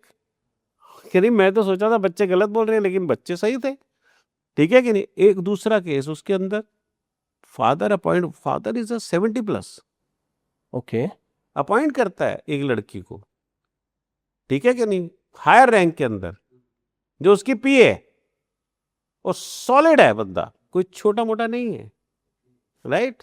बहुत अच्छी personality, well big shot, right. अपने साथ हर जगह उसे लेके जाना है, हर सिटी में वो जाएगी, ठीक है। अब कोई हाथ ही नहीं आ रही चीज, कमरे भी 2 अलग हैं, सब कुछ अलग है, कुछ आ नहीं रहा। किसी तरह से हमने अंडर कवर लगा दिया अपना ड्राइवर, सारी चीजें सामने आ गई। गाड़ी में क्या कर रहे हैं, गाड़ी में क्या बातचीत हो रही है, मुझे पता भी नहीं ये अनपढ़ है या पढ़ा लिखा है या कुछ है। हमारा अंडर कवर इंग्लिश भी जानता था, हमारा अंडर कवर सब कुछ जानता था, और बन ऐसा गया जैसे बोंदू, जिसे उसे पता ही नहीं कुछ भी, राइट। उसने सारी चीजें निकाल दी, वो सारे प्रूफ इकट्ठे किए, सारी चीजें, उसने ऑडियो कन्वर्सेशन निकाली पूरी, उसने वीडियो कन्वर्सेशन कुछ बनाई, सारी चीजें हमारे पास आ गई। और उसके बाद जाकर ये, You see, there are so many cases, I tell you. I am very clear, because you see, if I discuss so many cases I can discuss, but I am also handicapped, na, because we have to sign an agreement with every client of our, most of the client, right, कि we have not to reveal their names, right. हमें थोड़ा सा case को घुमाना पड़ता है। मैं सही केस आपको नहीं बताऊंगा कभी भी, ये चीज मेरी बात याद रख लेना। ये मैंने प्लेटफॉर्म में पहले भी बोला था, आज भी बोलता हूं कि मैं केसेस को घुमाऊंगा, सिटी अलग बता दूंगा, लड़की का लड़का कर दूंगा, कुछ और चीज कर दूंगा, सब चीज कर दूंगा, लेकिन मैं केसेस को घुमाऊंगा, क्योंकि मैं एक एनडीए साइन करके बैठा हूं। लेकिन कई केसेस के अंदर जहां पर हमें क्लाइंट ने परमिशन दी हुई है, वो केसेस तो मैंने खुल के बोले, लेकिन नाम नहीं लिया, लेकिन वो मैंने बिल्कुल क्लियर बोले, और ऐसे बहुत केसेस मैंने बताए। Okay sir. सर, क्या आप लोग के बेसिक, जैसे आपने अंडर कवर कहा, जैसे अब इतने हाई प्रोफाइल जब आपको जाना होता, क्या आप लोग किसी तरह के गैजेट्स वगैरह भी इस्तेमाल करते हैं इन सारी चीज़ों में? लोग जैसे होटल रूम्स और सारी चीज़ों के लिए कुछ ऐसे है? बिल्कुल गैजेट्स होते हैं। सबसे बड़ा गैजेट तो ये पड़ा हुआ जो आपकी रिकॉर्डिंग कर रहा है, जो आपको पता ही नहीं। बट सर, आप कह रहे थे कि इस एथिकल और ये सारी चीज़ें जो कर रहे थे, अगर मैं बोलूं कर नहीं रहा, ये आईफोन है, कोई रिकॉर्डिंग नहीं हो रही, तो मैं आपको बता रहा हूं कि लोग फोन के थ्रू भी रिकॉर्डिंग करते हैं, ये मैं आपको बता रहा हूं, राइट। कोई यहाँ पर कोई आपकी रिकॉर्डिंग नहीं हो रही है, ये जो है उस पे गया हुआ है, मोड पे गया हुआ है, राइट। कोई रिकॉर्डिंग नहीं हो रही है, जस्ट क्योंकि रिकॉर्डिंग के लिए डॉट होना जरूरी है, ये डॉट्स है जिसपे हाँ कैमरा डलेगा, और यहाँ पर ऐसे होगा फोन, जबकि फोन ऐसे पड़ा हुआ, कोई रिकॉर्डिंग नहीं है, right. So that is a thing. Recording इससे भी होती है, रिकॉर्डिंग इससे भी होती है, रिकॉर्डिंग इससे भी होती है, रिकॉर्डिंग इससे भी होती है, हर चीज से रिकॉर्डिंग होती है आपकी। नहीं सर, अब पहले के मुकाबले अब ज़्यादा आसान हो गया है चीज़ों को डिकोड करना? पहले के मुकाबले में अब फास्ट हो गया, फास्ट हो गया ना, सिस्टम फास्ट हो गया, और यूनिक सी चीजें आ गई है। पहले बैटरी लाइफ ही नहीं होती थी आधे घंटे से ज्यादा, ठीक है कि नहीं। हाँ, बैटरी लाइफ एक 1.5 महीने की रिकॉर्डिंग चलती है सर लेकिन हम कोई भी रिकॉर्डिंग नहीं करते किसी की। ओके। हम कोई भी नहीं करते रिकॉर्डिंग। हमारा सिस्टम बड़ा क्लियर है कि भाई हम रिकॉर्डिंग करके क्या करेंगे, हमें क्या मिलेगा, हमें कोई पैसा तो मिलना नहीं, हम किसकी रिकॉर्डिंग क्यों करें। नहीं, अब ये जो गैजेट है इसके अंदर भी लोग रिकॉर्डर लगाते हैं, सारी वीडियो बनाते हैं, right, that is also there. मैं आपको डिफरेंट चीज, आपके ऑफिस में इतनी चीजें पड़ी है, किसी में भी रिकॉर्डिंग कर सकते हो, लेकिन हमें जरूरत नहीं है। लोगों को समझाते हैं कि अगर आपको लगता है कि आप ये कर सकते हो तो ये है दुकान, यहाँ से आप खरीद लीजिए और खुद लगा लीजिए अपने घर में। आप जाइए वहाँ पर, सेटिस्फाई हुई कि हाँ ये शॉप है, ये चीज़ें इनके पास मिल रही हैं। हम कुछ नहीं, ना हमारा नाम बताओ ना कुछ करो, आपको हमने जगह बता दी और आप जाके ले लो। इससे बेटर क्या कर सकते हैं हम क्लाइंट की सेवा। हमें एक पैसा नहीं चाहिए, हम आपको बता रहे हैं आप जाइए और खुद खरीदिए और देखिए। अगर आपको लगता है तो आप रिकॉर्डिंग कीजिए, नहीं तो मत कीजिए। अब तो लॉ है, अब तो एक लॉ भी आ गया कि आपकी ऑडियो रिकॉर्डिंग भी मान्यता रखती है, वीडियो रिकॉर्डिंग नहीं है। पहले तो वीडियो रिकॉर्डिंग थी, ठीक है कि नहीं। जस्टिस सतीश चंद्र शाह और एक दूसरे जस्टिस थे, उन्होंने 14 जुलाई या 14 जून को एक अपना पास किया है। उसमें काफ़ी बहस चली थी, उसमें हो गया कि आप मैरिटल में अगर ऑडियो रिकॉर्डिंग भी करते हैं एक दूसरे की, वो भी मान्यता रखती है।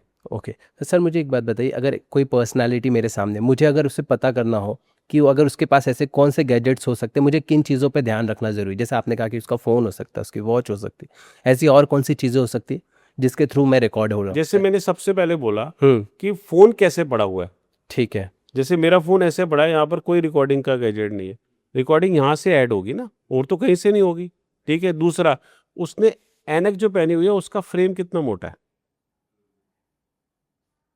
दैट इज ऑल्सो इम्पॉर्टेंट, ठीक है कि नहीं। क्योंकि मेटा क्लासेस है ना, पता चल जाएगा ना आपको क्या क्या चीज़ें, इतनी सारी चीज़ें हैं। इसमें अगर रिकॉर्डिंग है तो इसमें कोई पॉइंट है जो रिकॉर्डिंग कर रहा है आपकी। मैं ऐसे ही बैठा हुआ हूँ या मैं ऐसे बैठा हुआ हूँ, जैसे मेरी बॉडी लैंग्वेज आपको क्या बोल रही है, ये आपको observe, because you should B observant कि आपके सामने बैठा कौन है। अगर आप ऑब्जर्व ही नहीं कर रहे और आप मस्त हो, ठीक है कि नहीं, फिर तो आप सारे पत्ते दे रहे हो ना। वायरल लीक कोई वीडियो या कोई वो कैसे हो जाती है और उसके रिpercussion क्या क्या होते हैं, ये आदमी सोच भी नहीं सकता। राइट, एक आदमी बैठा हुआ है, बातचीत कर रहा है, राइट, और उसके साथ डिस्कस कर रहा है और उसके साथ कोई ऐसी चीज़ें कर रहा है जो वो आदमी वो उसने बोल दी और उसकी सारी चीज़ें रिकॉर्ड कर ली। अब उसे ब्लैकमेल करना स्टार्ट कर दिया। अब जहाँ ब्लैकमेल आ गया वहाँ पर अब बंदा क्या है, ब्लैकमेल कैसे होता है बंदा, सिर्फ एक डर, एक फियर, ठीक है कि नहीं। जहां उसे मन में डर आ गया कि यार ये गड़बड़ हो सकती है, यहाँ पर मेरी फैमिली और मेरी रेपुटेशन खराब हो जाएगी, जीरो हो जाएगी अगर ये आ गई चीज, तो वहां वो डर के पैसे देता है आपको, वो और किसी चीज के। जहां आपने डर छोड़ दिया, कर ले यार तू जो कर सकता है, चल मैं तेरे को मैं जा रहा हूँ थाने में और मैं ये लेटर डाल रहा हूँ कि अगर ये इस बंदे ने, मुझे इस पे डाउट है और इस बंदे ने ये किया तो इसको जेल पहुंचाया जाए, क्योंकि मेरे से बिना परमिशन इस बंदे ने मेरी रिकॉर्डिंग कैसे कर ली। ये राइट्स हैं आप सब, ये राइट्स हैं। आदमी औरत की कर सकता है, औरत आदमी की कर सकती है, दूसरा आदमी नहीं कर सकता। नाउ यू आर समझ गए कि एथिकली कैसे काम होता है, क्या क्या चीजें देखनी पड़ती हैं, तो ये सारी चीजें मैटर करती है। अच्छा सर, हम बॉलीवुड की भी चर्चा कर रहे थे, मैंने बॉलीवुड वर्ड यूज़ किया, आपने समझाया मुझे कि आप लोग एक कैटेगराइज मत करिए, पर मैं सब जब आपके क्लाइंट्स हैं उस इंडस्ट्री के, मुझे बताइए कि उनके मेजर कंसर्न क्या होते हैं, उनको क्या रीजंस होते हैं कि मुझे इस बारे में जानना है, ये जानकारी इकट्ठा करनी, उनके मेजर कंसर्न्स क्या होते हैं, क्या रिक्वायरमेंट लेकर आते हैं आपके पास? सबसे पहला तो बच्चों की security, right, lot of under covers are there to secure बच्चों की सिक्योरिटी, वो गलत नहीं है। पेरेंट्स का बच्चों के लिए सोचना गलत नहीं है, up to one level. Access of everything is bad, जो मैंने स्टार्टिंग में भी बोला, बच्चों की सिक्योरिटी। सेकंड, अफेयर हो जाते हैं, क्योंकि आप एक ऐसे बिजनेस में बैठे हो, ये शो बिजनेस है, राइट, तो शो बिजनेस में अफेयर हो जाते हैं, ठीक है कि नहीं। अब एक लड़की को काम चाहिए, ठीक है, वो डायरेक्टर को सेट कर देती है या वो प्रोड्यूसर को सेट कर देती है और उसके साथ रिलेशन बना लेती है और उसे काम मिलना स्टार्ट हो जाता है, राइट। आज एक टाइम पर उसकी जब पकड़ हो जाती है, ठीक है, फिर उसी के ऊपर वो एलिगेशन लगाना स्टार्ट कर देती है, ब्लैकमेलिंग स्टार्ट हो जाता है। You see it happens. ज्यादा तक जो बेसिक केस एक्चुअली क्या होता है कि जब एक केस, अब प्रॉब्लम्स किसके साथ आती है, एक छोटे आदमी को तो आप एनालाइज ही नहीं कर पाओगे ना, जिसका नाम ही नहीं है, वो बॉलीवुड है या टीवी इंडस्ट्री का है या टॉलीवुड है या कुछ भी, उसको तो आप एक्सेस ही नहीं कर पाओगे ना आप किसी तरह से। जिसका कुछ नाम है उसके साथ कुछ गड़बड़ हो गई तो प्रॉब्लम आ गई। यस। आप मेरी बात से, कई लोग जेल चले गए जिनका करियर खत्म हो गया। जो इस सितारा उभर रहा था उसके ऊपर रेप का इल्जाम लगा, वो जेल चला गया, उसका करियर खत्म हो गया, इस इंडस्ट्री से वो उठ गया,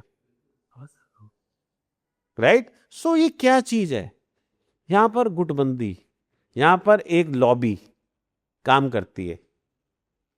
इस लॉबी ने डिसाइड करना है कि क्या आगे होगा। जो एक टाइम पे डिसाइड करता था गैंगस्टर कि कौन सी फिल्म में कौन सी हीरोइन ली जाएगी, किस किस टेरिटरी में जाएगी, रिलीज होगी, और हमको कब पिक्चर मिलेगी, सबसे पहले हमें पिक्चर के प्रिंट्स मिलेंगे। वो एक टाइम था, अब वो बिल्कुल खत्म हो गया। अब ये लॉबी बन गई, और इतना डिजिटल, तो इतना सिस्टम फास्ट है। हमारे टाइम पे बड़ा डिफरेंट था ना, क्योंकि हमारे टाइम पे सारी चीजें बातों से होती थी, खत लिखे करते थे, आदमी बातें करता था, मिलता था, जाता था, सब कुछ है। अभी क्या चीज है, कट कट कट, एक को व्हाट्सएप भेजा, व्हाट्सएप ग्रुप बनाया, दूसरे ने दूसरे तीसरे अपने अपने लिंक्स पे भेज दिए, ये उसके हिसाब से इमीडिएटली शाम तक तो आपके पास सारा खत्म, सारा सिस्टम भी आपने सेट कर दिया, क्या होना क्या नहीं होना आगे फर्दर। कितनी मनी, ब्लैक मनी आपकी वाइट बनेगी, कितना क्या सिस्टम होगा, किस किस का निकाल लोगे आप, आपको तो पता ही नहीं है एक आदमी के पास क्या चीज है क्या चीज नहीं है। अब क्या होता है, फोन किसी और के पास होता है, फोन किसी का नाम होता है, ठीक है, उनको ये भी पता है कि कैसे डाटास को हम खत्म कर देंगे परमानेंटली, फिर भी डाटा को निकाला जाता है, वो फोन ही उड़ा दिया जाता है। तो आप कहां से पकड़ लोगे, हर हफ्ते 10 दिन में अगर फोन ही चेंज हो जाएगा तो अब क्या कर लोगे। You see it is very systematically different industry, वो कोई भी इंडस्ट्री हो, लेकिन आप उसे टैग मत दो। मैं यही बोलूंगा, हमारी रोजी रोटी है यार। बिल्कुल सही समझ सकते हैं सर। सर आपने उस दौर की बात की जब अंडरवर्ल्ड का दबदबा हुआ करता था, वो पूरा माहौल कैसा था उस समय, स्टार्स की क्या कंडीशन होती थी, वो किस तरह के आप लोग उनको सर्विसेज दे पाते थे उस दौर में, अगर बता पाए तो। वो एक बहुत डिफरेंट टाइप था। अच्छा है वो टाइम आज की डेट में नहीं है, ऑनेस्टली वो एक बड़ा डिफरेंट टाइम था। वहां पर आपको नहीं पता होता था कि कौन सी गोली पे आपका नाम लिखा हुआ है, और ये रियल चीज है। आज अगर गोली चलती है तो पता चल जाता है कि किसने मारा था, राइट, वो बंदे तक पहुंच जाता है, 95% केस सक्सेस हो जाता है, लेकिन उस समय नहीं पता होता था। तो वो हमने टाइम देखा है कि किस तरह से अंदर पिस्टल लेके बंदे घूम रहे हैं, एक पार्टी चल रही है प्रोड्यूसर की, उसमें क्या क्या हो रहा है। तो this is all happening which we have seen it in our own eyes, but it happens कि ये बंदा होगा, ये हीरोइन होगी, ये एक्टर होगा, ये यहाँ पर ये चीज़ होगी, यहाँ पर ये शूट होगा, अच्छा उसको ये करना पड़ेगा, उसको ये बनाना पड़ेगा, something like this. Right. Sir जैसे कि मैंने कहा पूछा कि सर्विसेज आप किस तरह से क्या होती थी, जैसे सिक्योरिटी रीजंस होते थे, आप लोग उनको अलर्ट करते थे सारे, क्योंकि पुलिस एंड ऑल तो थी उनके साथ, बट आप लोगों की तरफ से क्या अलर्टनेस या चीज़ें दी जाती थी, बच के रहना है या सारी चीज़ें। किसको, उनको सिक्योरिटी या हाँ हाँ यस मैं समझ उस समय जो आज के समय, उस समय की बात कर रहा हूँ मैं।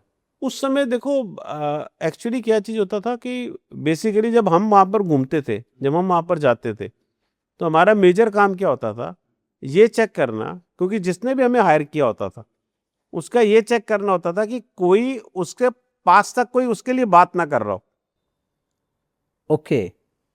राइट, कहीं ऐसा ना हो जैसे कोई एक्स वाई चीज मांगी गई, वो उसने मना कर दिया, तो कोई वो अभी उस पार्टी में जा रहा है, तो इस पार्टी में कौन कौन है, उसकी गेस्ट लिस्ट क्या है, उसमें कौन कौन आया हुआ है, राइट? तब मैं उस पार्टी में जाऊंगा, नहीं तो मैं जाऊंगा ही नहीं, या मैं जाऊंगी नहीं उस पार्टी में। You see it was different word, मतलब कि इट वाज आई थिंक, आप कहते हो ना, एक ख्वाब लेना, एक सोचना रात को, एक डरावनी सपना लेना, ये वो चीजों के बराबर होता था। क्योंकि इतने चीजें अपने हिसाब से ये करते थे, जो दूसरा आदमी पिक्चर साइन करने से पहले 4 दफा सोचता था। धमकियों के कि मेरे पास मेरी पिक्चर इतनी हिट हो गई, इतना लोन मैंने बैंक से लिया हुआ है, क्योंकि उस समय कोई कोई सिस्टम नहीं था, नेटफ्लिक्स, प्राइम, जो ये हॉटस्टार, ये कुछ नहीं था।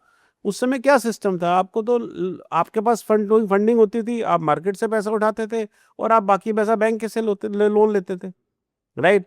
अब आपने वो लोन भी चुकाना है, आपने इनकी पेमेंट भी करनी है, आपने टेरिटरीज वाले को भी देना है, आपने डिस्ट्रीब्यूटर्स को भी देना है। तो आपके पास अगर 1 रुपया बचा है, तो अगर डिमांड 3 रुपए की आ गई, तो आप कहाँ से दोगे यार? आपने मना कर दिया, मेरे पास तो नहीं है, मेरे पास तो 1 रुपया बचा है, मेरा अकाउंट चेक कर लो, 25 पैसे जरूर दे सकता हूँ साहब, मेरे पास नहीं है, तो हम तो तेरे को मार देंगे, फिर क्या होगा? तो वो बंदे को एक डर होता था। सर वो थ्रेट रियल हुआ करते थे उस दौर के? सॉरी, उस वो जो थ्रेट आते थे अंडरवर्ल्ड के, वो रियल होते थे कि मोस्टली वो होते थे? क्योंकि बहुत रियल थ्रेट थे, रियल थ्रेट थे, रियल थ्रेट थे। इट इज नॉट दैट कि कोई ऐसे थे, रियल थ्रेट थे। ये सारी चीजें हकीकत में हुई हैं पहले। अब वही सेफ्टी टिप्स जो है, वो सारी की सारी आपकी डिजिटल हो गई। हाँ, अब तो डिजिटल पे सारी चीज़ें होती है। अब तो सारी डिजिटल में चली गई, राइट?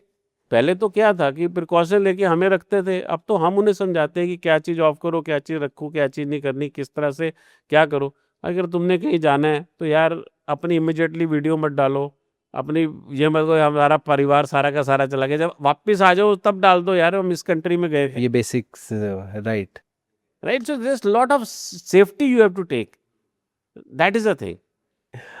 सर मुझे एक चीज़ बताइए कि आपने इंडस्ट्री के जो भी केसेस देखे हैं, आपको ऐसा कौन सा लगा कि ये केस मुझे करना चाहिए था, मुझे इन्वॉल्व होना चाहिए था, ऐसा आपके अंतरात्मा को ऐसा समथिंग कुछ, कोई ऐसा नहीं?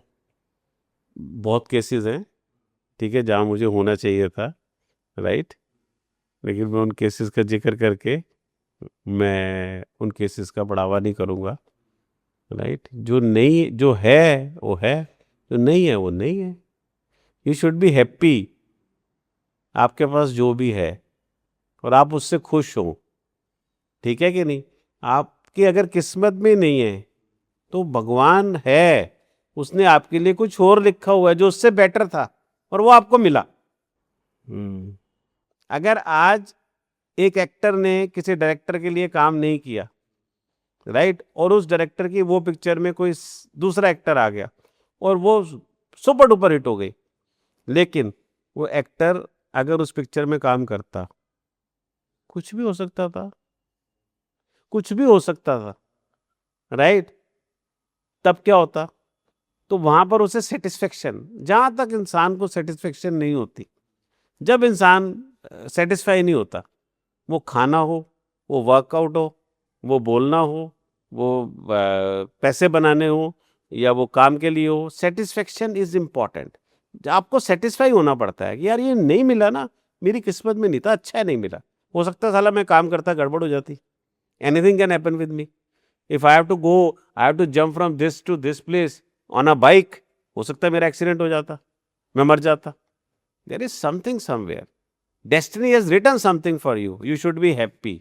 जो नहीं मिला उसके लिए गम नहीं करना, जो मिला उसके लिए वेलकम। सर जैसे आपने एक इससे पहले एक आम इंसानों के लिए टिप्स बताई थी कि आप सामने वाले का बिहेवियर चेक करें, किस तरह से उसका पोजीशन है, या अगर आपको डाउट है तो सारी चीज़। जैसे एक आम इंसानों का एक कंसर्न होता है ना, जब वो किसी होटल रूम में जाते हैं या चीज़, तो उनको डर होता है कहीं वो सर्विलांस में तो नहीं है, कोई उन्हें कैद तो नहीं कर रहा, कहीं सीसीटीवी नहीं लगा है। अगर आप कुछ बता सके बेसिक्स की क्या फॉलो करना चाहिए, कुछ रूल्स ऐसे आप लोग बता सकते? अगर आप वो चीज जानना चाहते हैं तो उसकी तो चेकिंग कर सकते हैं ना आप, कैमरे कहाँ लगे हुए हैं। वॉशरूम इज इम्पोर्टेंट, हाँ, इसलिए मैं इस washroom is an important and change room is an important, right, both the things are very important. Goa में भी पकड़ा गया था, लॉट ऑफ द केसेस, मार्केटों में, दिल्ली की मार्केट में पकड़ा गया था, बॉम्बे की मार्केट में पकड़ा गया था, ठीक है कि नहीं? This was a case which has come, which was highlighted, because you have to check where the cameras are. एक पिन होता है, मैंने जैसे आपको बताया, बड़ा छोटा सा पिन होगा जो आपको देखने से नजर आएगा, गौर करने से नजर आएगा। उस पिन को ढूंढो कहां पर है, और वो पिन हमेशा, ठीक है, अगर चेंज रूम है तो लाइट के पास होगा। अच्छा, लाइट के राइट, पास। चेंज रूम है तो लाइट के पास होगा। अगर वो ऊपर की लाइट लगी हुई है, राइट, तो ऊपर की लाइट से वो एक कवर कर सकता है एरिया, लेकिन पीछे वाली लाइट से हो, पीछे वाला कुछ लगा हुआ है पोर्शन, उसने हैंगर लगाया हुआ है या कुछ लगाया, उसके पास होगा। You should be very alert. हाँ, whenever any person is going, any female is going inside the change room, they should see first of all कि मिरर में तो नहीं है। ओके। पेन को लगा के देखो, मेरा पेन कैसे दिखता है, कॉर्नर उसका टिप निकाल के लगाओ। बट वो लोग इतना ध्यान नहीं देते, राइट, चेक नहीं करते हैं कि कैमरे कितने लगे हुए हैं। एग्जैक्टली। एक तो होता है विजुअल कैमरा, जैसे आपने लगाया हुआ है, इतना बड़ा कैमरा लगा हुआ है, ठीक है। हाँ, वो तो एक होता है बड़े छोटे, क्योंकि स्पाइस कैमरास होते ही बिल्कुल स्मॉल है, जो नजर नहीं आते, एग्जैक्टली, वो कैमरे लगा देते हैं। एक honestly it was not it was one of the case जो मैं कभी भूलता भी नहीं हूँ। एक ऐसा केस था, आदमी ने, 2 केसेस थे ऐसे, मतलब वैसे केसेस तो बहुत है जो वो भूलते ही नहीं, इससे एक मिलता जुलता केसेस पहले भी मैंने बताया। एक केस और था जिसमें बंदे ने अपनी, एक्चुअली क्या था कि फ्लैट है, 5 बेडरूम फ्लैट है, वाइफ का अलग रूम है, हस्बैंड का अलग रूम है, एक रूम मास्टर बेडरूम बना रखा है, ठीक है कि नहीं, और 2 रूम गेस्ट के लिए, बच्चे नहीं है, गेस्ट के लिए, राइट। उसने वाइफ के बेडरूम में कैमरा लगाया हुआ था, सिर्फ वाइफ के कमरे में था और वाइफ के बाथरूम में था। उसके साथ कोई मिलने आ रहा है, उसके बाथरूम में कोई जा रहा है, उसकी कोई बहन आ रही है, उसकी कोई फ्रेंड आ रही है, सबकी वीडियोस बाहर होती थी। वो सारे आईपी एड्रेसेस को पकड़ा, वो सब कुछ निकाला, वो सिस्टम सारा बनाया, उसको अंदर भी करवाया और उससे डिवोर्स भी दिलवाया। वो डिवोर्स दिलवाना और अंदर कराना मेरा काम नहीं था, वो तो वाइफ ने किया। जब उसे सारे सबूत दिए गए, उसे बताया गया कि बहन तेरे यहाँ पर और ये चीजें लगी हुई है। जो वो आपके पास केस लेकर आई थी, वो मेरे पास केस लेकर आई थी कि मेरे हस्बैंड का बड़ा इरेटिक बिहेवियर है, उसने आज तक तो मेरे पे कभी हाथ नहीं उठाया, अब हर बात पे चिल्लाता है और मुझे मारने की कोशिश करता है, और ऐसी जगह पे मारता है, राइट, जहां पर उसे नहीं मारना चाहिए। अब जब मैंने ये चीज सुनी तो 1 मिनट के लिए मेरे पास आई ये चीज, मुझे उसने ये नहीं बताया था कि अब अलग सोते पहले, राइट। जब मैंने सारी चीज डिस्कस की उससे, तो मैंने उससे पूछा कि कहाँ रहते हो, उसने बताया ऐसे ऐसे हम इस जगह रहते हैं। मैं क्या, कितने रूम है, इतने रूम है, कितने साल हो गए शादी को, इतने साल हो गए, ठीक है कि नहीं।